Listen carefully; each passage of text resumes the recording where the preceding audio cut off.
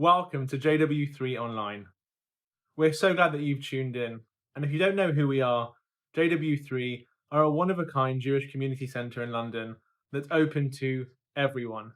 If you want to know more about us, like us on Facebook or YouTube, and check out the rest of our events online. We hope you enjoy the programme.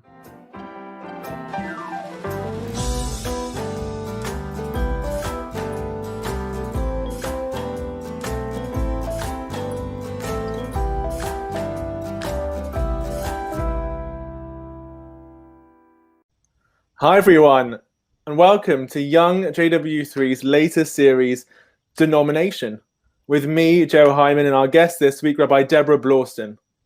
We are a denomination, a nation of denominations, made up of Jews of all different types and stripes, and we want to celebrate this. This series is here to take the stereotypes you may have about other communities and throw them out the window. We're here to learn about different types of Jews and learn more about communities different to our own, because we believe that unity comes from knowing each other and celebrating both where we're the same and where we're different. Each week we'll hear from an emerging Jewish leader and learn about their denomination, community, and what matters to them. If you're watching along, let us know what denomination you connect to and why, or none at all. We'd love the conversation to continue on our social platforms. But for now, it's time to welcome Rabbi Deborah Blausten. Hi Deborah, how are you? Hi, I'm great, Joe. It's so nice to be here. I love the intro. The intro is quite spectacular. I mean, I hope people enjoy the program as much as the intro, because I certainly love that little jingle. What I'd love to throw out for you first, which may be a difficult, maybe an easy question, is what denomination do you affiliate to? Just so our audience have that sense of kind of where they're coming from and what they're going to learn today. So what denomination do you affiliate to if you do? So I would describe myself as a Reform Jew. And if you were to really press me, I would say really I'm a Progressive Jew. Interesting. Okay. I'm looking forward to talking about the differences between those two things and what that means for you and what that may mean for our audience as well. But let's zoom back. So we've addressed the main question of denomination. Which denomination do you affiliate with? And we'll look into that a bit more afterwards. But let's hear about how you got to this point. Why did you become a rabbi? So I grew up, I'm actually a fourth generation Reform Jew. And I grew up in a community. I grew up in the community that my dad was brought up in. I grew up at Aleph Gardens, which is a really vibrant and exciting Reform community in Temple Fortune. Maybe just down the road. Yeah, just down the road. Jump on the 13 because the 82 bus doesn't exist anymore. All the way from Finchley to Temple Fortune. So I grew up at Aleph, and I don't come from a very religious family. I remember growing up, on Passover, on Seder night, we would stand with the booklet from the model Seder at Hebrew school and try and figure out what we were supposed to do. We would have a cream egg on our Seder plate, and my family, I think there was a lot of love for Judaism, but there wasn't much ritual and practice. And as I got older, and especially after my bat mitzvah, I became more and more interested in this question of why were the people that I met at synagogue so interesting, so passionate, so caring? Why were the adults who I met at synagogue so interested in developing young leaders in social justice? Was it an accident? Adults I knew in other parts of my life weren't like that. And I came to understand that it wasn't an accident. It wasn't an accident that at my synagogue I would hear from different social justice leaders that I knew people doing amazing things, that they weren't all together in the same synagogue by accident, but it was the values that the synagogue embodied that they lived out in their lives beyond the shul. And I also encountered that very much in RSY Netza, which was my youth movement growing up. And I fell in love with what it means to live a life inspired by Judaism. And as I got more and more involved in communal leadership, came to understand that the best way for me to use my time eventually after teaching and doing lots of other things, I realized that maybe I should become a rabbi. Lots of people said it to me, and every time they said it to me, I said, no, really, seriously, me? No, I'm not. I am not cut out to be a rabbi at all. Like, rabbis have this particular kind of gravitas, and they understand the world, and they like can read Hebrew, and I don't, and I can't. And instead I went to medical school. And the further I got into medical school, the more I realized that the more I learned about the body, the less I understood about being human. And it was in synagogue and through the work I was doing in various Jewish communities that I was learning that.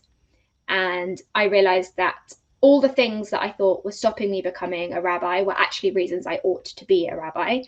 And so about 10 years after deciding I wanted to be a rabbi, I started at rabbinical school, and I got ordained last summer. Wow, Mazel Tov. That's really, really wonderful. I mean, the point you made about noticing what people were like in synagogue, and what values they had, and they were different to the people that you saw outside. It's so beautiful to notice at that age, and a really lovely way of actually approaching life and kind of where you want to put yourself, you know, seeing people who have similar values to you, and then now kind of becoming a rabbi. That's really exciting. So I assume you got ordained kind of in pandemic times? Yep, like 12 people in the room, face masks, distancing, etc. No music, no singing. But sometimes when you have to take all the other stuff away that people think is important, you realize what's actually important. And it was still really special. I'm glad to hear. It sounds really beautiful. If even though it sounds very small, it sounds really, really wonderful and intimate. So what we do next in this program denomination is that we throw you in the deep end. Great. We ask you to tell us about your denomination in 60 seconds. And for some, that's enough time. For some, it's not enough time. And for some, it's too much time. But we're going to put up a timer, and it's going to be very, very on, intense and ready for kind of you to, tell us more about the denomination, but tell us about progressive or reform Judaism in 60 seconds so that our audience can understand a bit more about it on a global perspective. So let's get that timer up here and go. So I would say that Progressive Judaism is an international conversation that runs over time between timeless Jewish texts and values and the evolving realities of our world. It's an attempt to figure out the best way to be partners in continuing the work of creation, bringing a little bit more justice and peace into our world. And it's driven by the idea of personal autonomy, the individual's ability to make a religious choice, and collective action, working together to enact Jewish values. And Progressive Judaism leans heavily on the language of the prophets, the vision of a different, a better, and a more whole world. And values like egalitarianism, so full equality, are central to the way that we model that in our communities. All right, let's stop before we go to, wow, okay, that was impressive. You got there with 3 seconds to spare. And so many different things came out of that kind of timeless text, but evolving, kind of person-centered in some way, kind of people's connection, that egalitarianism, justice, action, really, really interesting. And I think it helps people to see that broadness, but also the specific elements within that are really vital to what progressive or reform Judaism is about. What I'd love to hear a bit about, in the context of that conversation, is the name. So progressive, I guess people know what progressive means, about progress, moving forward, developing with the times. But where did the name Reform Judaism come from? And what's the history of the movement? How did it come about? So I think lots of people don't realize that lots of denominations, aren't so old. All of the denominations aren't so old. And the idea of having denominations isn't, I mean, it's old in different contexts, but the ones we know today aren't that old. So let's hear a bit about the name and the history. So you've alluded to the fact the name is a bit of an odd one. And the reason I use the term progressive is that progressive is a bit of an umbrella term. I know that you have somebody from the liberal movement also on this show, and you'll get a sense that the words, what they mean today, is different in England and compared to the rest of the world, and also historically. So the Reform movement in Judaism really was a movement, and it comes out of the Enlightenment. And you start seeing this in the early 1800s, so the 19th century. And it's really what happened when Jews developed the ability to interact in a much wider way with the post-Enlightenment world of science, of rational free thought, where Jews became aware that there were numerous sources of truth in the world, and that they needed to bring our traditions into dialogue with them in order to enable people to access them. So you saw things in the early 1800s, like synagogues, very famously, for instance, the temple in Hamburg. They started to preach sermons not in Hebrew, but rather in German, so that Jews could understand them. You may have heard of important figures in this story, like Moses Mendelssohn, who translated the Torah into German, so that Jews who had high Torah learning could access high German by applying their knowledge from Judaism to text, and therefore were able to access wider society by learning German. So a lot of these kind of encounters with modernity are part of the history. The word reform is an interesting one. So early Reform synagogues, not all of them were called reform. Lots of people went with the German word liberalische, liberal, because it fitted them better. Although in the 1870s, 1817, I think actually, it was suggested that progressive was a better term. And reform, it also emerges around that time. And basically what we have today is a result of what took off. So the American Reform movement was called Reform from the beginning, but it has a very different story to the British Reform movement. And actually the first Reform synagogue in the UK didn't call itself a progressive synagogue. It focused instead for a long time on how ritual and worship took place. And the name came a little bit later when more Jews from the liberal Reform tradition in Germany came over to the UK. Now in this country, the word reform refers to the larger of the two progressive denominations, the members of the World Union for Progressive Judaism, which is our umbrella movement.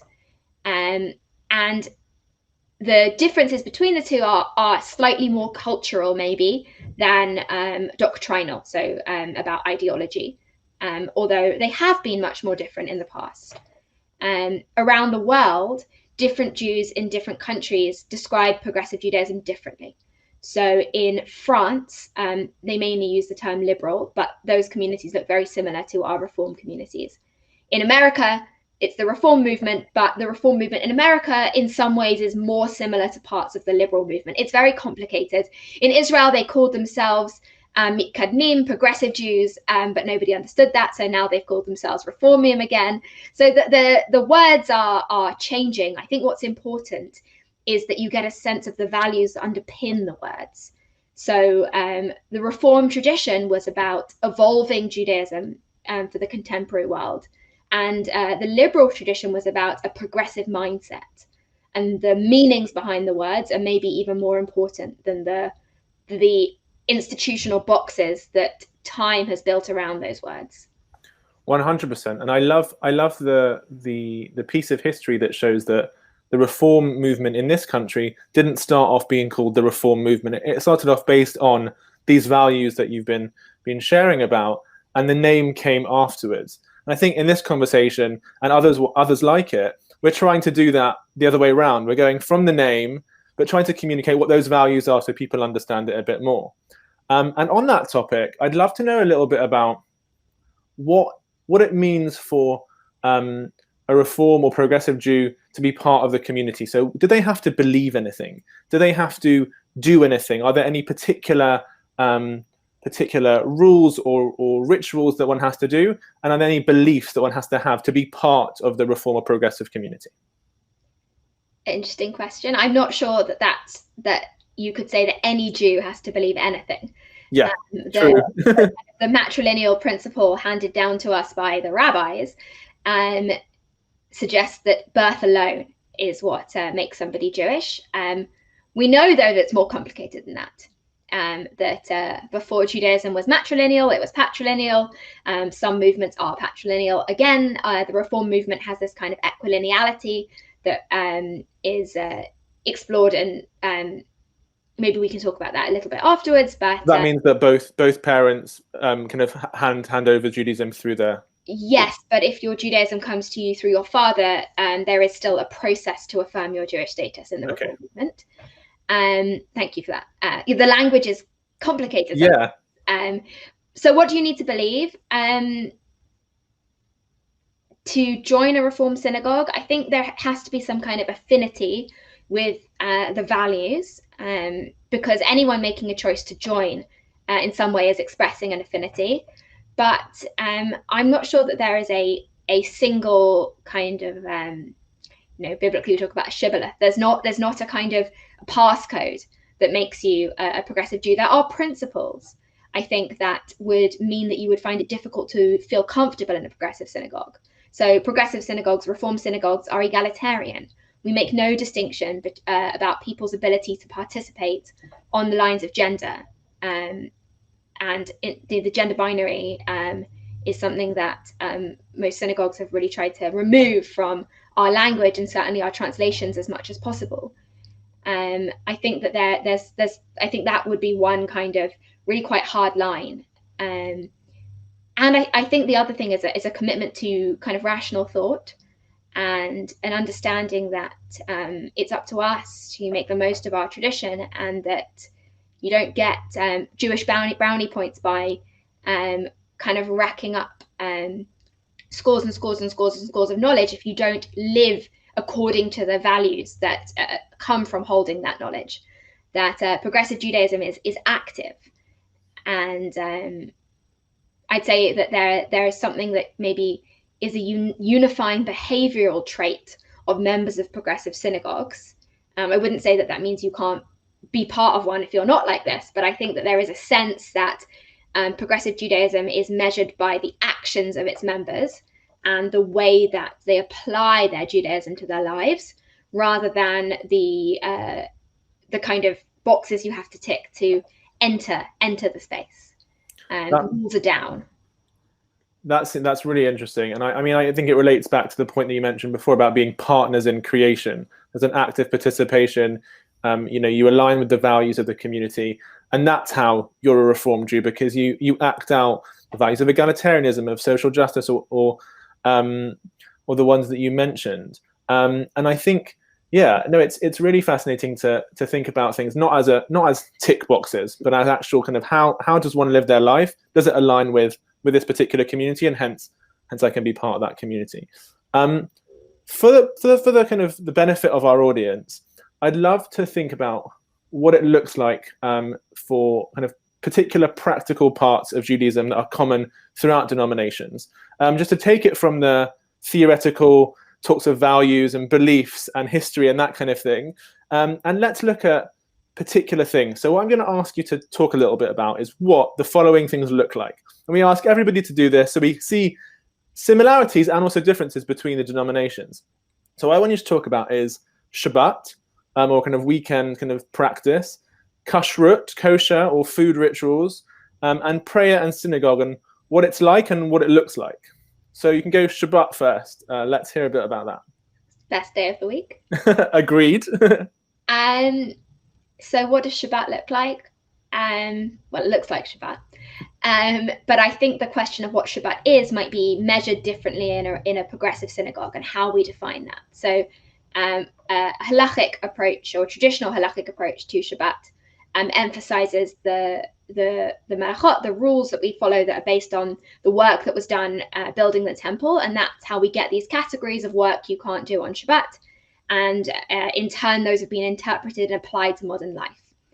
In a Reform synagogue, I think we would focus more on the underlying principle behind Shabbat, which is that Shabbat is a day where God kind of ceased from the work of creation, and so we do too. And the way that we might cease from work in 2021, in 2021, I know, it's right? different than it was when the Torah was first laid out before us.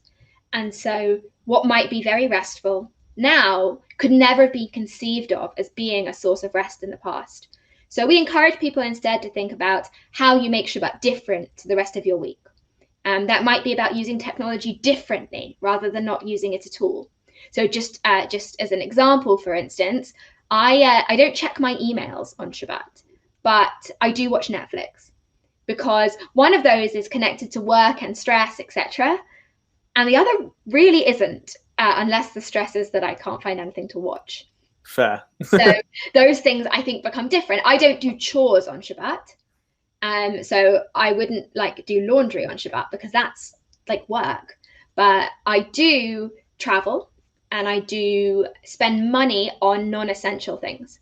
So I wouldn't do a food shop on Shabbat because that feels like routine and chore, etc. But I would go out for a coffee. And so I think lots of Reform Jews will say something similar. It's about protecting the right to rest. But we might do that in a different way. Great. And kosher or food, are there particular food rituals that are specific to the Reform or Progressive community? Or are there different ways of approaching food that are particular to the Reform Progressive community? I think this can be quite generational. So I think if you were to ask millennial Progressive Jews, I think a lot of them would tell you that they enact their Judaism when it comes to food ritual by being vegetarian. And that's because there's been a very heavy movement to look at the ideas of eco-kashrut and the idea that Jews were never commanded to eat meat, but rather permitted to eat meat, and that actually Torah never intended us to. So a highest ideal of kashrut is actually vegetarianism. So you'll hear a lot of young Progressive Jews saying that actually their Jewish way of eating ethically is being vegetarian. Okay. There are also generations of Progressive Jews who talk about what they call biblical kashrut, which means taking the Bible's rules, but not the Talmud and not the rabbinic layers. So that means not eating treif, but that might mean that people do eat meat and milk, because in Torah, there's no prohibition against eating chicken and milk, for instance, or even beef and milk. It's simply a kid in its mother's milk. So that language is very present among maybe kind of older millennials and baby boomers. So I think it depends on the movement in that was around when you were kind of having your religion school education a little bit. I don't think it's actually the case that many Progressive Jews don't keep kosher. I think that how Progressive Jews measure their kashrut is by a different yardstick. And that's got a lot more to do with ethics and about not being unable to participate in social life and work life in the fullest way. So not eating treif or eating vegetarian, as opposed to kind of sticking to modern Orthodox halachic kashrut. It's really interesting, the generational changes, and I guess that's part of the evolving community in relation to that timeless text, but still being in relation to that timeless text in a kind of serious way. Yeah. What about prayer and synagogue? I know it looks a bit different now because we're online, but if you could just say a little bit about what that looks like from your community's perspective. So prayer is a huge part of my Jewish life and a lot of Progressive Jews' lives. But the way we structure our services and our synagogues are different. And one way you could look at it is the focus is on kavanah, on intention and experience, rather than keva, the kind of structure ritual of getting through all the things that you're obliged to do. So in the synagogue that I work at, we sit in almost like a semicircle. And there's much more of a sense of being able to see each other, men, women, all genders sit together. And you also might find that the clergy are not raised up above the community. So the synagogue that I work at, we on a Friday night, we sit at the front of the congregation, but on the same level. And on a Shabbat morning, we deliberately move around the building. It's part of creating a different relationship in space. But progressive synagogues often have movable chairs. And that's maybe something you'll see as a difference in a sanctuary, that we change the setup depending on the needs of the room. Prayer is much more musical with instruments, as opposed to musical with kind of just voice choirs. And there's a lot of contemporary musical composition in the Reform and Progressive movement. So I work at Finchley Reform, and we are very lucky to have the truly exceptional cantor Zoe Jacobs as our cantor. And she's the first Reform ordained cantor in the UK who grew up in this community. And so the community that I work in has a lot of contemporary liturgical music. And we think very, very carefully about it's been a really hard week. Everyone's feeling really miserable and life feels very out of control. So we're going to use Hashkivenu, the Hashkivenu prayer, which is in every evening service. But let's focus in on this one line that's about the importance of good judgment in keeping us safe. And maybe just sing a setting of that prayer that focuses on that line so that people can really focus in their prayer and that we can help that liturgy really resonate with people. So I think we do a lot more curation as progressive rabbis and much more conversation with the liturgy and cover not so introductions to prayers. And Shabbat prayer, I think, is the religious focus of community rather than weekday prayer. Okay. Although that's shifted in the pandemic. So people are coming to Mincha and Maariv much more in different places. Brilliant. It sounds incredibly creative and responsive to the community's needs. I would love to hear a little bit of a line about what it's looked like in this period. I actually heard you at Limud kind of talking about how communities have changed at this time. And you shared a wonderful snippet of what the Kriyat HaTorah, the reading of the Torah, looks like in your synagogue at the moment. I'd love if you just shared that because I thought it was so creative and interesting. So the moment you're referring to was actually over the High Holy Days. So we held our High Holy Days fully online this year, actually, as all our services have been during the pandemic. And our choir made beautiful videos, which we used the whole way through. But we really thought about how when you read Torah in synagogue, normally it's elevated up above people. Only the person really reading it can see it. And the person who's reading Torah maybe has a much more intimate relationship with the meaning of the text than the members of the community. And how do we open that up to everybody? So the Akedah, the binding of Isaac, has several different characters: Isaac, Abraham, the angel, God, well, not really God, but call, a voice from heaven, etc. And also a ram, but the ram doesn't speak. And so we had different people voice the different characters in the laning and edited together a Torah cam so you could see the scroll being followed along. But as the voices laned, you saw the different characters come in and out of the screen. So it became a kind of living storytelling moment. And I think that people got maybe for the first time an understanding of how when you hear God calling out, Avraham, Avraham, and then he says, Hineni, that it is two different voices and that it's not just one line. And I think we've been able to do some really powerful moments of storytelling and of experiential Judaism by being online over the last year. It sounds incredible. Really, really fascinating, and a response that is so appropriate for this moment to kind of reframe and work out how we can improve better services. I'm going to zoom out of this part, but I'm also going to ask the audience to tell us a bit about what their practices are. What are your practices at home in your community? Shabbat, kashrut, prayer, or other practices? Let us know in the comments. And check out our Young JW3 Facebook group, where we keep up to date with all of the denominations. We'll share them there and other events that you can be part of. One thing that's really interesting to me in the context of denominations, and one of the reasons I wanted to do this program, is stereotypes. Because we all have them, whether it be about our community or the communities outside. And I think it's so important to hear how stereotypes affect the people that they're about, and what those stereotypes are for the people that experience them. So what's the biggest stereotype people have about your denomination? And importantly, how does it make you feel when people apply that to you? So I think people's biggest stereotype about Reform Judaism is that it's in some way Judaism light, that it's maybe empty of content or kind of isn't very authentic because it's missing all of the kind of authority that Orthodox Judaism has. How does it affect me? To be honest, I think you have to spend 5 minutes in a Reform synagogue to know how much that's not true. Sometimes I think it's a gift because it means people feel able to enter into spaces because they understand that they might be treated differently, and sometimes they're less afraid because they have a sense that this is a place that might be more informal or more welcoming. So I think sometimes the stereotypes can act to our advantage. I think when it's frustrating, it's when progressive Jews are seen as in some way less Jewish or less than Jews.